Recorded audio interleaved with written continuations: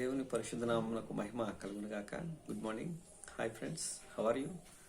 యెషయా గ్రంథం 61వ అధ్యాయం 7వ వచనంలో మనం చూసినట్లయితే, మీ అవమానమునకు ప్రతిగా రెట్టింపు ఘనత నందుదురు, నిందకు ప్రతిగా తాము అనుభవించిన భాగము అనుభవించి వారు సంతోషింతురు.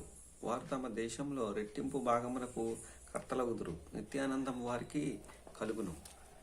దేవుడు చెప్తున్నాడు, ఈ ఉదయకాలాన్న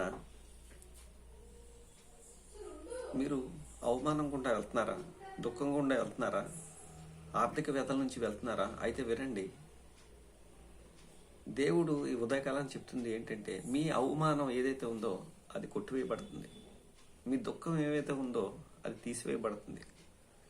నీ చెప్పు మంచి మాటలు నెరవేర్చు రోజు రాబోతుంది, భయపడద్దు, దిగులు పడద్దు అని చెప్పి దేవుడు ఈ ఉదయకాలాన్ని చెప్తున్నాడు. అలాగే ఇంకా ఏమంటాడంటే, వారిలో ఒంటరైన వాడు 10,000 మందిని తరుపుతాడు, 10,000 మంది అవుతాడు, 10,000 మందిని తరుపుతాడు అని చెప్పి దేవుడు వాగ్దానం చేస్తాడు. ఈ ఉదయకాలాన్ని మనము ఎందుకని దేవుని మాటను మనం నమ్మకూడదు, ఎందుకని దేవుని మనం విశ్వసించకూడదు?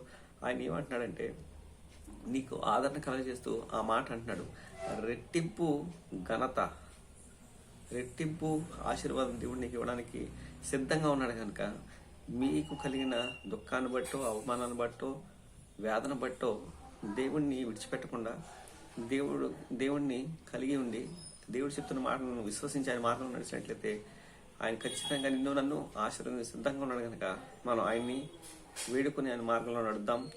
ఈ ఉదయకాలాన మీ Anand Kumar. God bless you each and every one. Thank you.